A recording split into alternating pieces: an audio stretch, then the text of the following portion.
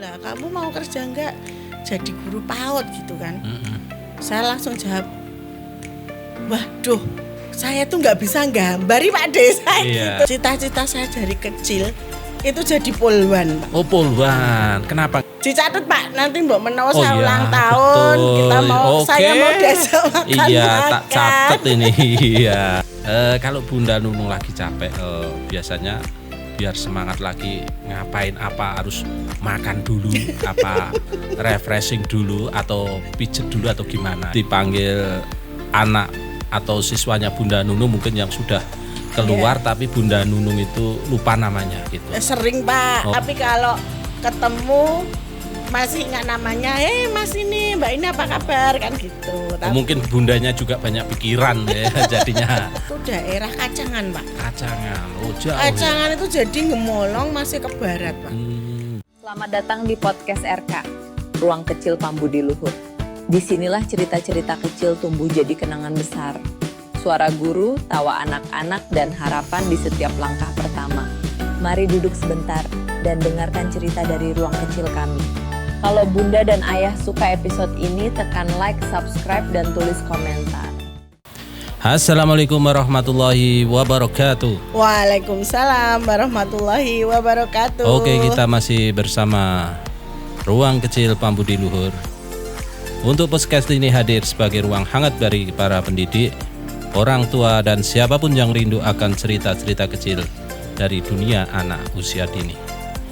Di ruang kecil ini, kami tidak hanya mengajar, tapi juga belajar. Dari tawa mereka, dari tangis mereka, dan dari pelukan-pelukan kecil yang setiap harinya menjadi semangat kami para guru. Untuk minggu ini, anak-anak baru saja menyelesaikan masa pengenalan lingkungan sekolah atau MLS. Masa yang penuh haru, harapan, dan cerita-cerita kecil yang mengingatkan kita pada awal mula perjalanan setiap anak. Untuk episode ini kita akan ngobrol bersama seorang pendidik yang cukup senior di Pambudi Luhur yang selama lebih dari 2 dekade menyambut anak-anak baru dengan sabar dan penuh cinta.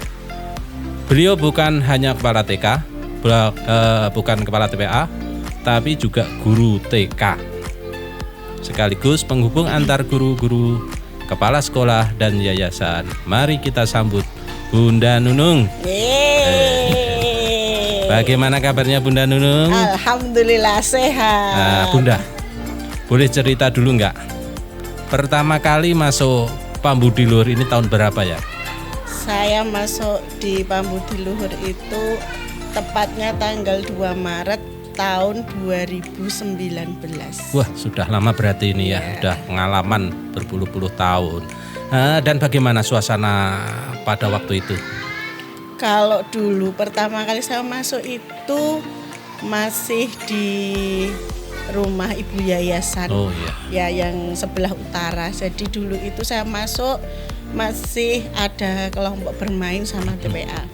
Jadi kelompok bermain itu baru ada 2 kelas. 2 kelas. 2 kelas usia 2-3 tahun sama usia 3-4 tahun. Di situ saya masuk baru ada 3 bunda, 4 bunda plus saya. Oh gitu, sedikit berarti ya. Oh iya. Terus ini dari awal sampai sekarang, kira-kira apa saja perubahan yang mungkin Bunda rasakan di sekolah ini, terutama dalam mengajar anak-anak? Kalau perubahannya benar-benar signifikan ya Pak ya. Iya. Baik dari segi kualitas maupun kuantitas.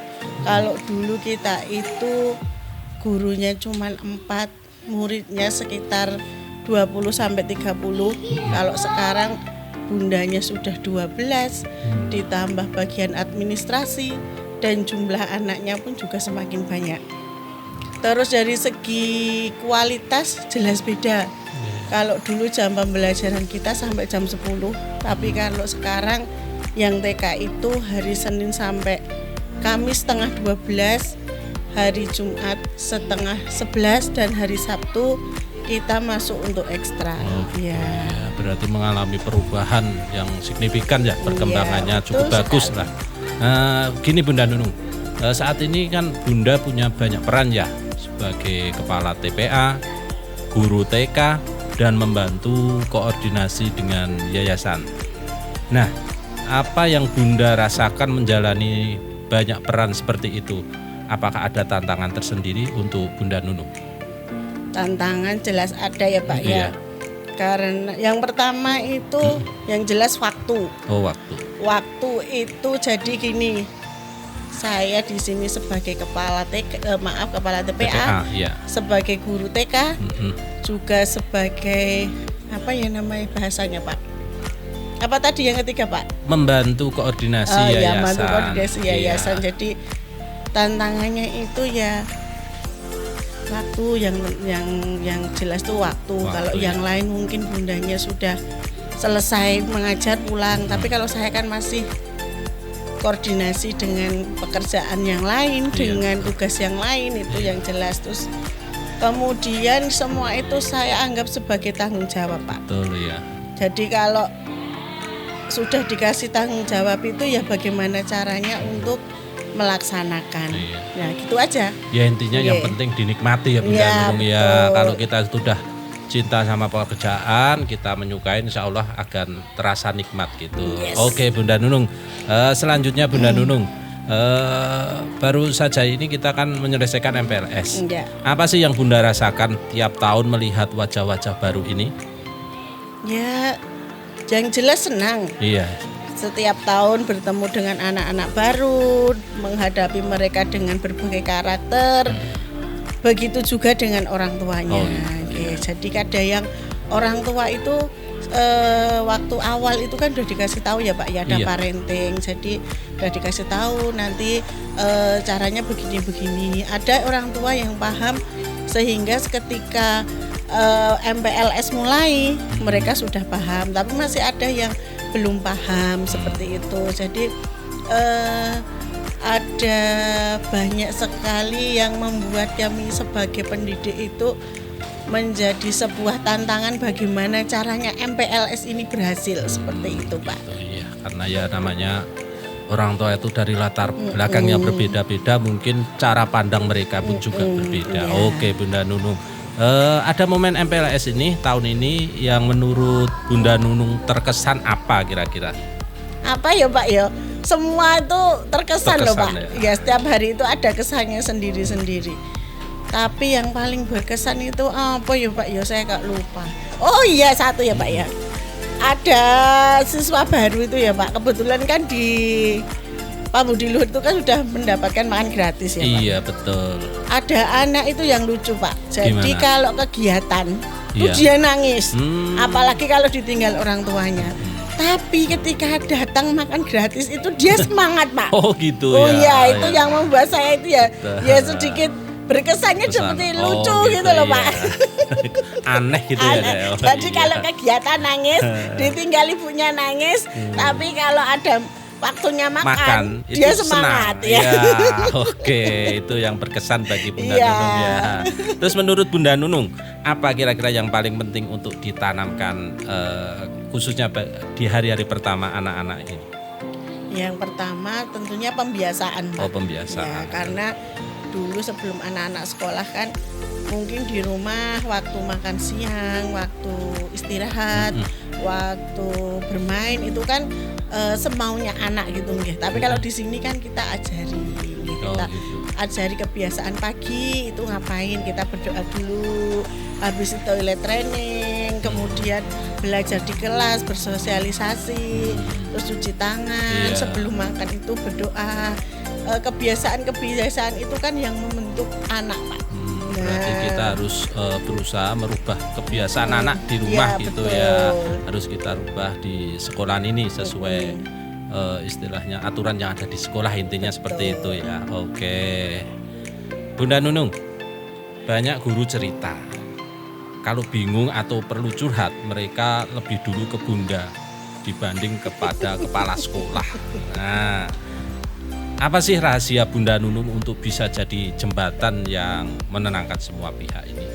Kalau saya gini Pak, kalau ada bunda yang lain atau siapapun yang cerita ke saya, itu saya dengarkan dulu sebelum saya menjawab keluh kesah beliau-beliau ini. Jadi apa yang mereka keluhkan itu saya ibaratkan saya sendiri yang merasakan. Gitu. Jadi kalau misalnya ada bunda yang bercerita, bunda gini, saya terapkan ke saya dulu. Seandainya saya mengalami hal seperti ini, saya tuh harus bagaimana? Iya. Kalau misalnya saya begini, benar apa salah? Nah, jadi biar saya nggak salah langkah, itu saya. Tapi saya juga berpikirnya itu harus cepat Pak, nggak harus bengong dulu gitu. Tapi saya Jawa nih itu kalau introspeksi orang kalau orang Jawa bilang nih tak tepake awakku dhewe. Nah, ya, seperti itu betul, loh ya, Pak. Istilahnya introspeksi diri jadi, dulu. Jadi saya nggak langsung gini Bun, gini gitu enggak. Jadi saya ini dulu, saya cerna dulu. Iya. Saya nggak langsung bilang ABCD, saya cerna dulu baru saya kasih solusi, menurut saya solusi yang terbaik. Gitu. Oke, iya. Terus ini dalam peran ini apa pengalaman mungkin yang paling menantang dan paling menyentuh bagi Bunda? Waduh, pertanyaannya itu kok sangat menyentuh kalbu ya Pak ya. Saya Pak, ulang lagi Pak sebentar. Dalam peran ini. Peran yang mana maksudnya? Peran Bunda Nunung. Mungkin sebagai jembatan untuk menang. Ya, apa pengalaman kira-kira yang paling menantang dan paling menyentuh bagi Bunda? Pengalaman yang paling menyentuh itu kalau ada teman yang bercerita kepada saya atau sekarang kan jalan bercerita mungkin ya Pak ya lewat WA ya. Itu kalau misalnya dia mau resign Pak, itu yang paling menyentuh. Gitu. Ya, kalau ada di sini kan kita satu tim ya Pak ya, meskipun di sini ada KB, ada TK, ada TPA, tapi kan itu tetap satu wadah yang namanya Pambudi Luhur. Nah, ketika salah satu di antara kami itu ada yang ingin mengundurkan diri, itu yang paling menyentuh Pak. Gitu. Ibaratnya satu tubuh ya, mungkin kalau satu itu sakit mungkin ini ya sakit semua, kalau sehat-sehat semua gitu ya. Bukannya kita itu kalau ada yang keluar terus bagaimana kerjaannya nanti enggak, tapi gitu. Lebih ke apa? Udah ikatan betul sekali. Gitu ya. Ikatan keluarga, semedot bahasa Jawanya seperti itu Pak. Itu yang paling menyentuh. Gitu. Ya mungkin karena kita sudah setiap harinya berkumpul, sudah kayak kita anggap saudara sendiri gitu ya. Oke Bunda Nunung. Oke Bunda Nunung, lanjut ini. Ini kan banyak murid yang sekarang ini sudah besar. Katanya masih ingat dan menyapa Bunda. Ya, betul. Betul ya. Ada cerita yang paling Bunda ingat nggak itu? Ceritanya ya Pak ya. Apa ya Pak ya? Soalnya itu banyak ya Pak ya. Yo banyak sekali kita misalnya pergi ke suatu tempat, tiba-tiba Bunda Nunung gitu. Kadang itu ya masih ingat Pak. Tapi kadang ya juga lupa, yang namanya muridnya kan banyak. Sudah belasan tahun. Bahkan yang udah lulus dari sini itu angkatan pertama itu mungkin sekarang sudah kuliah semester berapa ya. Tapi ada juga yang masih ingat gitu. Ada juga yang tapi ada juga yang lupa, itu juga ada. Saya yang tapi kalau saya itu ingatnya yang jelas itu kalau anak yang saya pegang, saya ampuh itu saya pasti ingat Pak. Tapi kalau beda kelas gitu nggih, apa saya belum pernah ngampuh kadang kan lupa. Kalau yang saya paling ini Pak, paling berkesan itu kalau ada anak yang meskipun sekarang sudah sukses, tapi dia nggak lupa dengan gurunya. Itu gitu, yang paling berkesan Pak. Biasanya kalau anak kecil-kecil itu justru malah lebih inget gitu sama bundanya. Kadang kita ketemu di jalan, kitanya kadang lupa, tapi anak-anak itu malah biasanya yang inget, biasanya yang negur kita. Tapi gini Pak, justru kalau anak-anak yang luar biasa, maksudnya yang dulunya nyuwun sewu, anak ini agak berbeda dengan yang lain, itu yang paling membuat kita ingat Pak. Jadi kalau anak paling yang berkesan gitu lah. Kalau anak yang biasa, yang kalem itu kadang kan kita udah biasa juga. Jadi yang kita ingat itu pasti anak yang satu, itu yang dalam tanda kutip super itu pasti kita ingat. Soalnya beda itu. Ya karena beda, bukan kita membeda-bedakan, bukan, tapi karena kesuperan anak itu loh Pak. Nah ini Bunda, gimana ini rasanya Bunda Nunung ini melihat anak-anak yang dulu kecil sekarang ini sudah tumbuh besar gitu? Ya senang ya Pak ya. Masih ingat Bunda enggak itu? Mas, kebanyakan masih. Masih ya, rata-rata masih ya. Tapi ada juga sih Pak yang malu gitu. Kalau ketemu itu malah malu itu juga ada. Oke Bunda Nunung, kita lanjutkan lagi ya. Oke, Obrolan siap. kita ini pokoknya santai aja Bunda Nunung. Iya, oke. Kita lanjutkan Bunda Nunung. Ini saya ada sedikit pertanyaan Bunda Nunung. Bunda Nunung itu kalau saya lihat kayaknya senang hiburan ya, musik terutama. Nah, Iya. saya mau tanya, kira-kira lagu anak favorit yang sering Bunda nyanyikan itu lagu apa ya kira-kira? Waduh, kalau lagu anak ya kita sesuaikan dengan tema toh Pak. Oh, sesuai tema. Iya, Oh, iya. kalau di sekolah itu kita sesuaikan tema. Jadi nggak cuma satu lagu itu saja, nanti anak bosan. Berarti nggak asal-asalan ya Oke, gitu. Oh iya, gitu betul. ya. Jadi nanti ketika misalnya ini temanya Panca Indera, Iya. berarti kita sesuaikan lagu-lagu yang Berkaitan, temanya berkaitan iya. dengan tema tersebut. Waktu opening, waktu mau pulang itu kita sesuaikan. Jadi nggak monoton Nggak ya, monoton. harus lagu itu. Jadi harus Oke. menyesuaikan tema. Misalkan ini tema cinta tanah air, mungkin Iya. lagunya Indonesia Raya, Iya, apa betul. seperti itu Lagu-lagu kurang lebih ya. kebangsaan, Oh seperti gitu. itu, Pak. Oke Bunda Nunung. Iya. Momen paling lucu saat MPLS ini tahun ini apa kira-kira? Paling lucu Pak. Iya, Apa ya Pak? menurut Bunda Nunung. Seperti pertanyaan di segmen pertama tadi Iya. yang paling lucu itu kan tadi ada satu anak yang Yang- ketika Mm-mm. kegiatan ditinggal mamanya nangis, Iya. tapi ketika Datang waktunya makan. ya Ya. itu menurut saya itu ya sesuatu yang lucu juga sih Sekaligus ya, Pak, ya. buat hiburan untuk bunda-bunda berarti Iya, ya, betul. semacam itu ya. Jadi di TK ini nggak stres ya istilahnya karena terhibur Iya, juga. betul. Nah, Karena oke. masa MPLS ini masa-masa yang paling riwah kalau Oh, orang iya. ini ya. Paling riwahnya kan masih banyak yang nangis, Iya. masih banyak yang minta ditunggu, dan mereka mungkin lingkungan baru juga Pak. Jadi kan Iya. perlu adaptasi. Masih pengenalan, Iya, penyesuaian. pengenalan, Oke. penyesuaian. Kalau Bunda Nunung lagi capek, biasanya biar semangat lagi ngapain, apa harus makan dulu, apa refreshing dulu, atau pijet dulu, atau gimana gitu? Maksudnya capek itu capek waktu di sekolah Ya. atau capek dalam kehidupan sehari-hari Pak? Ya semuanya, tapi kalau di sini ya mungkin untuk capeknya di sekolah gitu. Kalau capek di sekolah itu wajar ya Pak ya, karena memang harus full, baterainya itu harus full dari pagi sampai selesai ngajar itu baterainya harus full. Kalau capek ya saya istirahat dulu Pak. Nah gitu. Gitu. Selain istirahat, apa mungkin perlu refreshing? Apa mungkin ini yang menurut Bunda Nunung bisa menghilangkan kepenatan gitu? Gitu. Biasanya kalau saya capek, Iya. itu saya kan misalnya saya di kelas capek Iya. nih ya, karena menyelesaikan kegiatan administrasi kelas, saya keluar dulu. Mungkin saya di kantor dulu, bercanda dengan bunda-bunda Iya. yang lain. Kadang saya mendengarkan musik dulu, seperti Iya. itu Pak, biar fresh lagi. Oh gitu. Ya, seperti itu. Oke siap.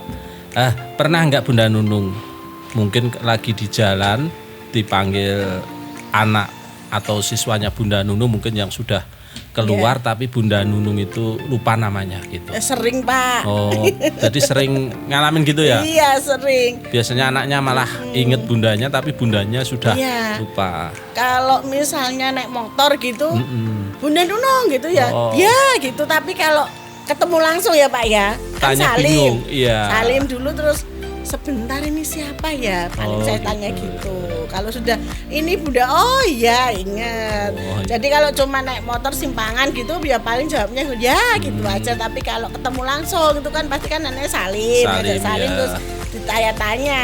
Tapi kalau ketemu masih ingat namanya, Mas ini Mbak ini apa kabar kan gitu. Mungkin bundanya juga banyak pikiran ya, jadinya lupa. Iya. Justrunya malah anak-anak yang inget gitu ya. Lah kan muridnya banyak itu tadi loh Pak. Oh iya betul ya. Saking banyak muridnya sampai bingung ini. Ini yang namanya siapa? Iya. Si A si B mungkin sebagian dah lupa. Iya, kalau yang daerah sekitar sini kan mungkin masih ingat ya Pak. Iya. Karena kita kan ada di perbatasan Karanganyar Sragen, Karanganyar Boyolali, Karanganyar Surakarta. Jadi kadang kalau yang daerah Kaliyoso sini, area Kaliyoso mungkin saya masih ingat ya Pak. Tapi kalau yang dari area Boyolali, Solo, Sragen itu kadang kan jarang sekali ya Pak ya. Kalau yang udah besar-besarnya jarang ketemu, makanya ya begitu. Sering lupanya seperti itu. Berarti ini ya Bunda Nunung, murid dari Pambudi Luhur ini tuh berasal dari berbagai wilayah ya, enggak hanya lingkungan sekitar Pambudi Luhur ya berarti. Enggak, jadi dulu itu juga ada Pak, tahun berapa ya, mungkin kalau sekarang sekolah itu sekitar SMA, itu rumahnya itu daerah Kacangan Pak. Kacangan, jauh. Kacangan ya? Itu jadi ngemolong masih ke barat Pak. Itu dulu itu sekolah di sini karena kebetulan ibunya kerja di pabrik di sekitar dekat sini, dekat TK Pambudi Luhur. Jadi tiap pagi diantar sama ayahnya, ayahnya kerjanya di Solo. Kemudian nanti dia ikut full day Pak. Gitu. Ya, ikut full day, nanti pulangnya itu yang jemput. Kalau ayahnya nggak lembur, yang jemput ayahnya. Tapi kalau ibunya sudah pulang, nanti yang jemput. Berarti sekalian dibawa gitu ya. Kalau yang full day itu apa Bunda Nunung? Kalau program day, apa itu? Jadi gini Pak, Pambudi Luhur ini kan ada 3 layanan gitu. Ada TPA. TPA itu dari umur 1 tahun Pak. 1 tahun. 1 tahun sampai 3 tahunan lah. Nanti kalau udah 3 tahun nanti pindah di kelompok bermain. Gitu. Tapi itu juga kita kembalikan ke orang tua ya Pak ya. Kita nggak memaksa. Jadi kalau ada yang umur 3 tahun kan udah masuk di kelompok bermain. Kalau misalnya orang tua belum menginginkan anak sekolah, masih di TPA tadi, Taman Penitipan Anak tadi. Nanti kalau misalnya maunya disekolahkannya usia 4 tahun langsung di TK juga monggo, kita kembalikan ke orang tua. Jadi kalau full day itu begini Pak. Di sini kita 3 layanan, TPA, KP dan dan TK. Kalau yang sudah sekolah itu kita namakan kelompok bermain dan TK. Kelompok bermain itu mulai dari usia 2 tahun sampai 4 tahun. Kemudian yang TK itu 4 tahun sampai 6 tahun. Nah, nanti yang sudah bersekolah di KP dan TK ini pulangnya itu kan jam reguler kami nyebutnya. Itu kan nanti kalau sudah pembelajaran setengah 12, setengah 11 udah pulang, yang reguler itu kan pulang. Tapi kalau full day itu nanti sampai sore Pak. Begitu. Jadi bahasanya itu dititipkan gitu loh Pak. Jadi habis sekolah dititipkan sampai sore, sampai jam 3 pulangnya. Berarti gini Bunda, berarti kalau orang tua itu memiliki anak, mungkin kesibukan di rumah, mungkin di Pambudi Luhur ini mungkin salah satu solusinya begitu mungkin ya. Jadi anak itu bisa sekolah sekalian dititipkan, dan itu usianya dari usia 2 tahun sampai 6 tahun. Yang berarti penting sampai lulus TK. Berarti ini mungkin buat ibu-ibu atau bapak-bapak mungkin yang memiliki putra-putri yang mungkin repot di rumah, solusinya mungkin bisa dimasukkan di Pambudi Luhur ya. Karena ada program full day tadi. Bunda Nunung, bagus sekali itu pencerahan. Bunda Nunung, ini pertanyaan yang terakhir ini. Kalau Pambudi Luhur itu digambarkan dengan satu kata, menurut Bunda Nunung itu apa? Kalau Pambudi Luhur, Pambudi itu mungkin dari bahasa Jawa. Ya, benar. Berbudi luhur kalau menurut saya. Jadi suatu lembaga yang tujuan harapannya anak-anak di sini tuh keluar mempunyai pribadi yang luhur. Menurut saya seperti itu Pak.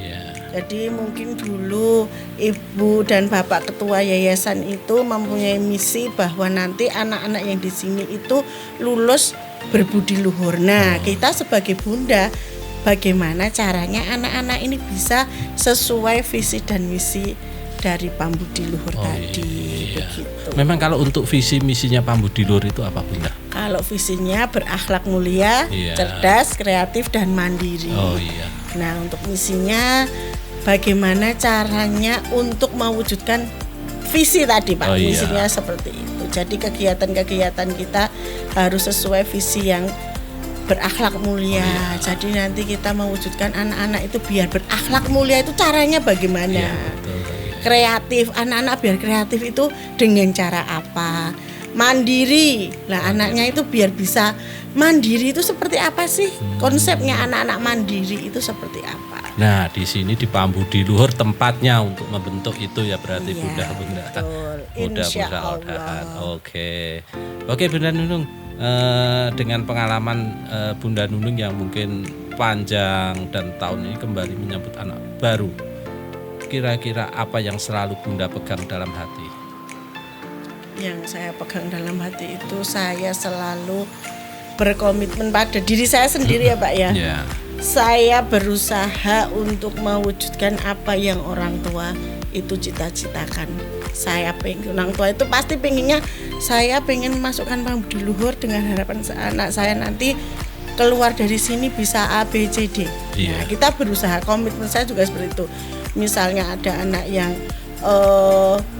anaknya nyuwun sewu, dia sangat hiperaktif ya Pak. Dulu ada tapi sekarang sudah keluar itu anaknya hiperaktif Pak. Lari-lari ini. Orang tuanya gini, Bunda, pokoknya saya pasrah.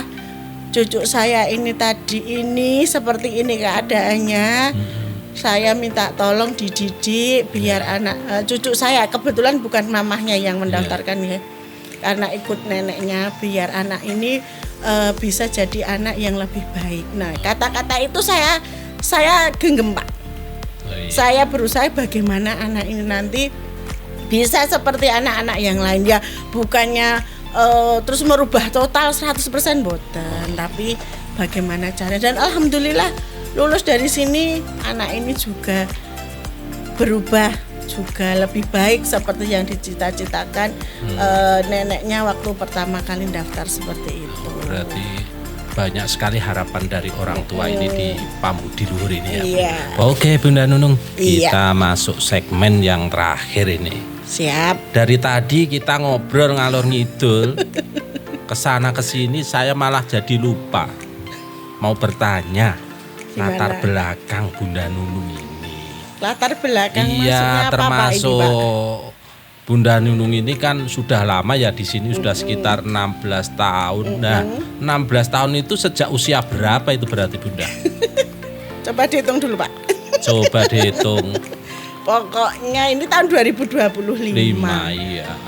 Intinya saya masuk ke sini itu anak saya yang pertama itu umur 5 bulan Pak. 5 bulan. Sekarang kelas 2 SMA. Oh, Masya Allah, berarti udah lama ya. Berarti saya masuk di sini itu kan tahun 2009. 2008 2009 berarti ya. 2009.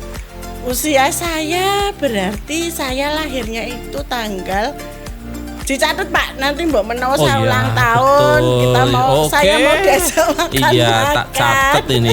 Iya. Saya lahirnya tanggal 19 April, 19 tahun April. 1983. Oh, berarti masih muda masuk sini ya. Berarti saya masuk sini itu usia 20 berapa Pak? Sebentar, saya kok jadi blank ya Pak ya. Tahun 2025 dikurangi 1983. Ini usia saya. Iya. Sebentar. 2009 dikurangi 1983. Saya usia 26 tahun. Oh, ya masih muda berarti ya. Oke, Nah, ini cita-cita Bunda Nunung, kalau cita-cita kecil itu misalnya kan jadi guru. Kalau tidak jadi guru, cita-cita masa kecil Bunda Nunung itu ingin jadi apa? Sebenarnya Pak, cita-cita saya dari kecil itu jadi polwan Pak. Oh, polwan. Kenapa nggak jadi polwan? Terus saya dari kecil ETK itu ya Pak ya, kalau ditanya besok kalau mau udah besar mau jadi apa gitu. Cita-cita saya jadi polwan. Saya senang banget. Habis itu lambat laun lama sejak SMP kalau saya itu senang dunia perkantoran.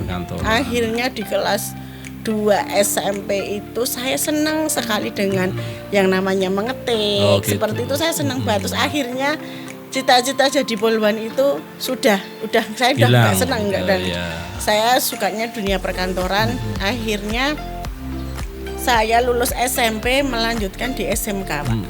Di SMK Negeri 6 Surakarta.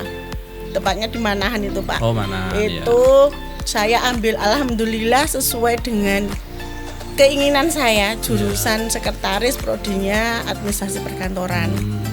Kemudian lulus dari SMK saya melanjutkan kuliah perkantoran juga Pak. Perkantoran juga. Iya, jadi saya senang dia perkantoran.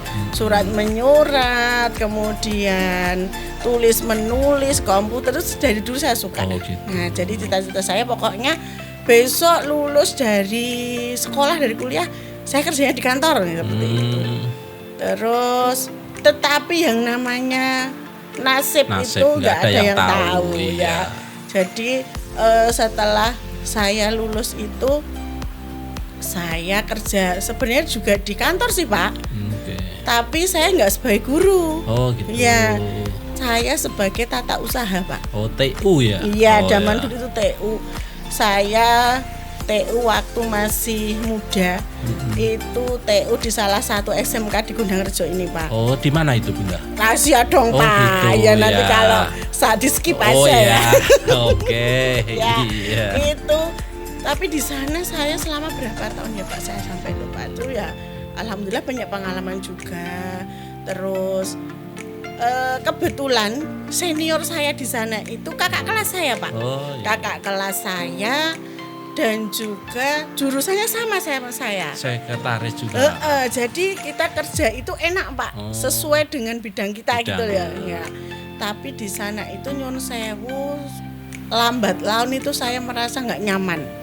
Seperti saya itu dimanfaatkan lah Pak, katakanlah gitu, sama nyun sewu yang punya sekolah gitu kan. Iya. Jadi karena saya ya bukannya sombong ya Pak ya. Jadi saya itu disuruh A bisa, disuruh B bisa, disuruh C kasarannya bisa. Multi talent ya. Karena saya itu apa-apa bisa, terus saya dipindah di satu bagian yang bagian ini sulit dikerjakan sama orang sebelumnya. Tapi saya merasa kalau itu pekerjaan itu menurut saya itu kok saya di tahap yang bawah gitu loh Pak. Saya bertahan selama 1 bulan Pak. Padahal saya senang Pak kerja di situ sebenarnya karena ada satu bagian ini yang dihandle sama karyawan yang lain kok nggak maju, nggak berkembang. Giliran saya itu jadi di TU sama handle satu bagian ini. Tetapi karena saya kasarannya gini Pak, saya ambil di situ sambil maksudnya saya nangani di TU sama saya di sini jalan Pak. Dua-duanya jalan. Akhirnya saya malah dipindah bagian. Karena mungkin menurut beliau nyari orang yang seperti itu kan susah gitu. Tapi kalau nyari yang di bagian yang ini, posisi saya sebelumnya itu kan gampang. Kasarannya kan. Nah, akhirnya saya nggak kuat Pak. Lingkungannya nggak nyaman lah. Ya sebenarnya lingkungan nyaman, cuman saya udah nggak nyaman dengan pekerjaan yang bukan basic bidang saya gitu. Kemudian saya keluar, akhirnya ya sudah melalang buana lah Pak bekerja. Akhirnya saya menikah, kemudian saya pindah lagi di salah satu SMK tapi di daerah Gemolong. Itu di sana juga administrasi lagi, jadi TU lagi. Saya senang Pak di sana, kerja di sana itu senang ya sesuai dengan bidang saya. Dan kebetulan itu saya sedang hamil itu Pak, hamil anak pertama. Ya, itu saya masuk itu sudah disuguhi administrasi untuk akreditasi Pak. Wah, kerjaan menumpuk ini ya. Padahal saya baru masuk tapi nggak tahu kenapa pimpinannya itu langsung ngasih kerjaan itu bagian nanti akreditasi gini-gini. Tapi alhamdulillahnya dari sekolah saya yang sebelumnya saya sudah punya pengalaman. Jadi meskipun saya kondisi hamil, tapi saya bisa melakukannya dengan bagus dan alhamdulillah suami saya juga mendukung sih Pak. Meskipun saya hamil, ketika saya harus lembur, dia mau jemput. Ketika saya hari Minggu yang harusnya libur, itu juga ridho gitu loh Pak. Kemudian saya habis itu melahirkan.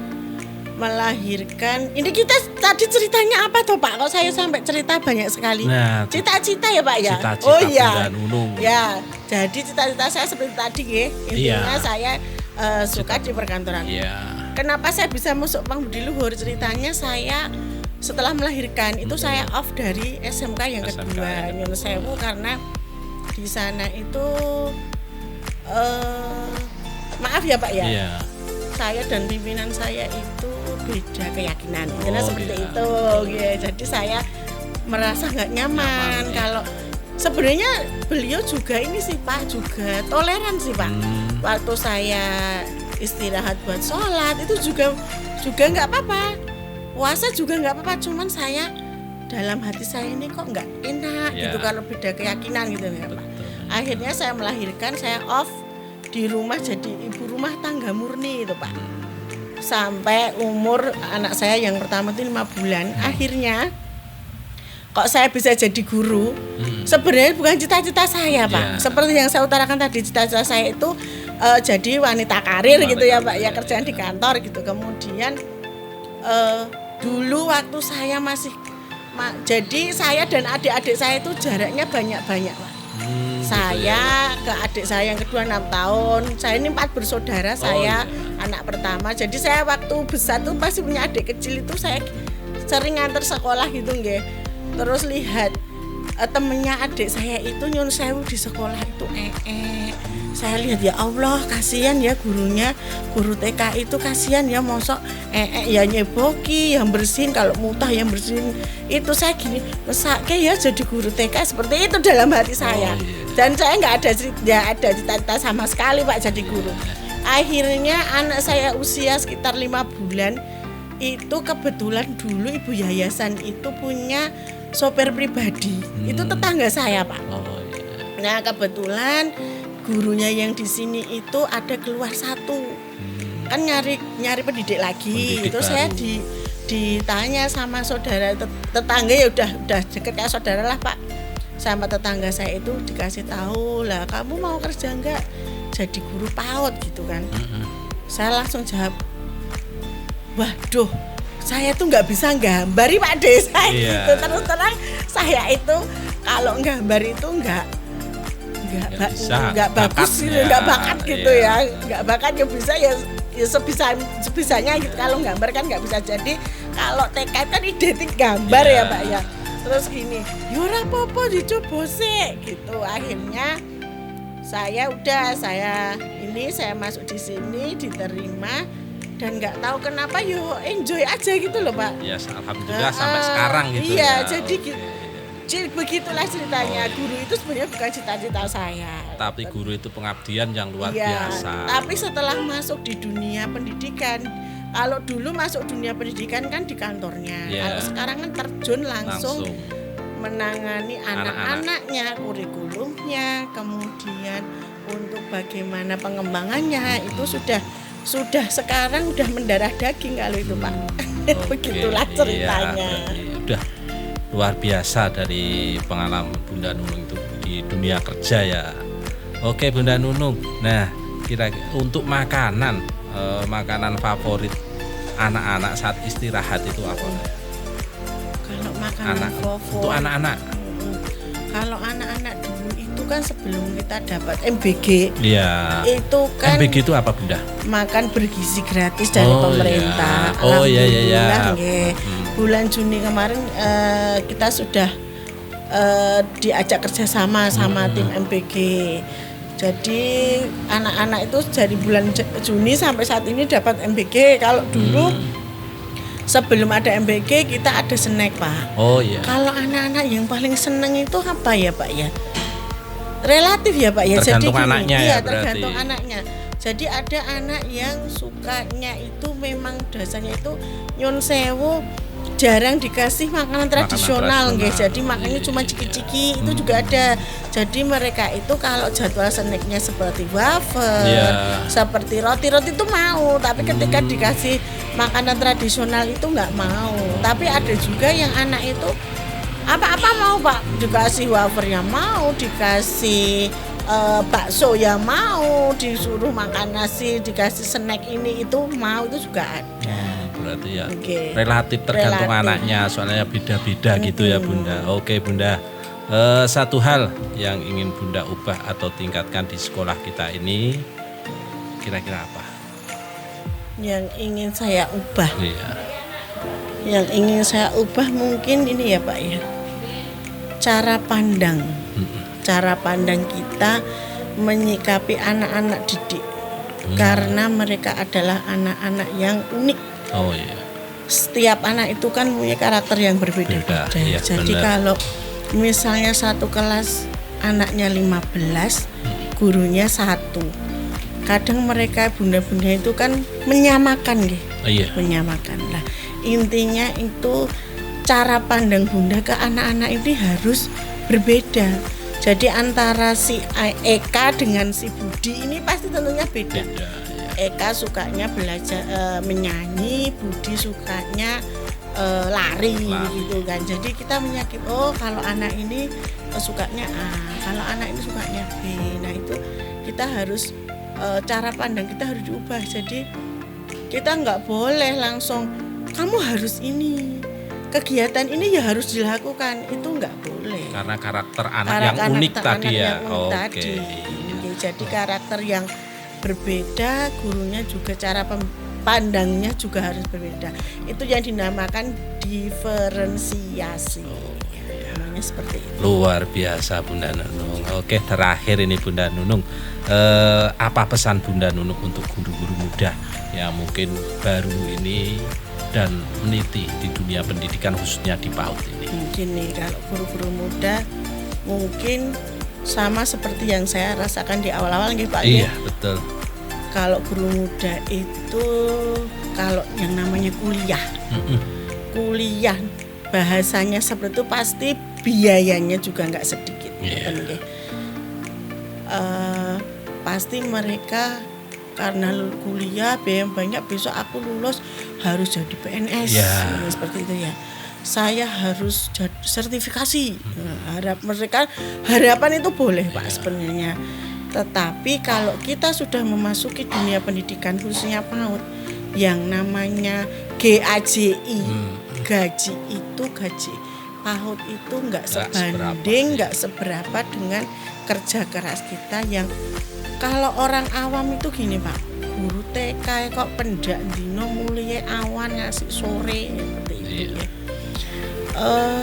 Jadi nanti kalau sudah terjun di dunia pendidikan itu yang pertama itu bahasanya yang harus diikatkan dalam hati itu ada satu kata Pak, yaitu ikhlas. Nah, jadi yang harus ditekankan itu adalah ikhlas. Kita harus ikhlas menjalani karena yaitu tadi tidak sebanding dengan apa yang kita kerjakan di sekolah. Gajinya berapa sih kalau guru PAUD? Nah seperti itu. Kita harus pintar-pintar menyikapi saja. Berarti intinya itu kita harus bisa merubah cara pandang gitu. Ya, kita harus ikhlas, harus sabar. Kita kan nggak tahu Pak masa depan kita jadi apa. Dulu waktu pertama kerja di PAUD itu paling gajinya berapa. Nanti yang namanya orang nggak tahu, nasib nggak ada yang tahu. Siapa tahu suatu saat pemerintah itu memberlakukan keluar sebuah undang-undang yang mengangkat honorer setidaknya gajinya sekian. Kita kan nggak ada yang tahu Pak. Kita yang penting positive thinking saja dan berusaha melakukan yang terbaik. Insya Allah kan nggak mungkin kan Pak ngasih sesuatu di luar kemampuan kita seperti itu. Oke, terima kasih Bunda Nunung atas obrolannya. Oke, sama-sama Pak. Waktu dan semua cerita yang penuh makna hari ini. Semoga obrolan kita ini jadi semangat buat pendengar terutama guru-guru PAUD di luar sana.